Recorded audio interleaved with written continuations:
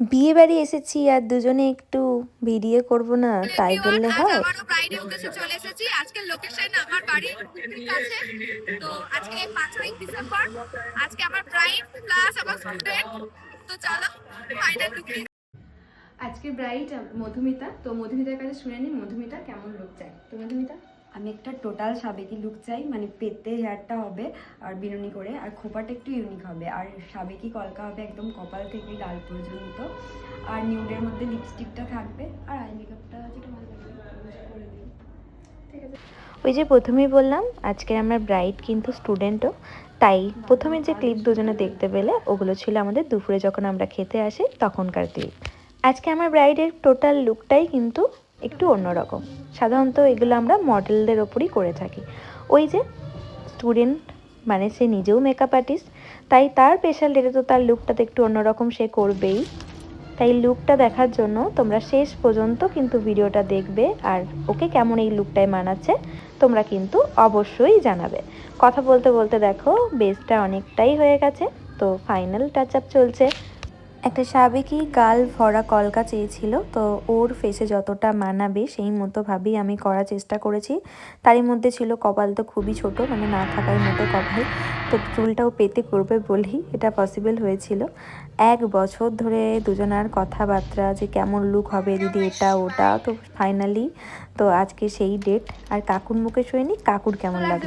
খুব সুন্দর হয়েছে, তোমার কাজ তো আর বলার কোনো ব্যাপারই নেই। টোটাল কমপ্লিট হলে আরো ভালো লাগবে দেখতে।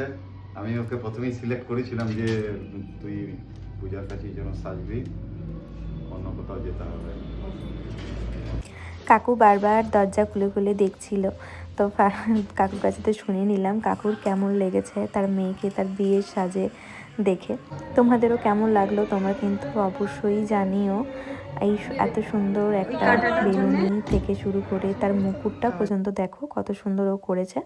নথটা আমি খুলে রেখেছিলাম, তারপরও যাই হোক নথটা আমি চেঞ্জ করালাম। তো দেখো ফাইনাল লুক তোমরা কিন্তু অবশ্যই দেখো আর জানিও কেমন লাগছে আমার এই মিষ্টি ব্রাইডকে তার স্পেশাল ডেটে ও যে লুকটা চেয়েছিল।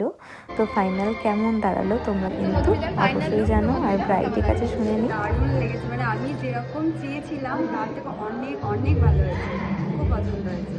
আমি ওকে বলেছিলাম তুই তো পেতে হেয়ার করবি বা এরকম লুক নিবি, কেউ কিছু বলবে না। তো ওর কাছে শুনে না ও কি বলছে, কি বলছিস তুই বল। দারুণ হয়েছে, মানে কে কি বললো ওটা আমার কাছে কোনো ব্যাপার না। আমার স্পেশাল দিন, আমার নিজের ভালো লাগছে, এটাই আমার কাছে বিরাট ব্যাপার। দারুণ হয়েছে। ও বলেই দিয়েছিল আমার স্পেশাল লুক আমি আমার মতো ভাবেই আর সাজবো। 1 বছর ধরে এটা নিয়ে ডিসকাস হচ্ছিল পূজাদির সাথে। দারুণ হয়েছে, সত্যি খুব ভালো হয়েছে। ফাইনাল লুক তোমরা অবশ্যই জানিও কেমন এই লুকটা তোমাদের লাগলো, আর তোমাদেরও স্পেশাল এটা যদি এরকম সুন্দর লুক একটা পেতে চাও তাহলে অবশ্যই আমার সাথে কন্ট্যাক্ট। ব্রাইডকে সাজানোর পর আমি চলে গেছিলাম, আমাদের সেদিন একটা প্রোগ্রাম ছিল যেখানে বিশ্বনাথ বসু ও ইমন চক্রবর্তী এসেছিল, তাই তাদের গান তো শুনতে হবেই, তাই চলে গেছিলাম কিছুটা টাইম ওখানে কাটানোর পর। ভাবে হেরে যাই কেমন যেন আলগা থেকে কাদার মুকুট লাগে ভারী জীবন দুদিকে দুনিয়া পড়ে রঙে চোহাদ চাঁদ মধুনি ধুনি নাচত দেখ চোহাদ চাঁদ মধুনি ধুনি নাচত দেখ। তো মধুমিতার কাছে আস্তে আস্তে অনেকটাই রাত হয়ে গেছিলো, আমরা এবার খেতে বসে গেছি। চলো টাটা, বাই বাই।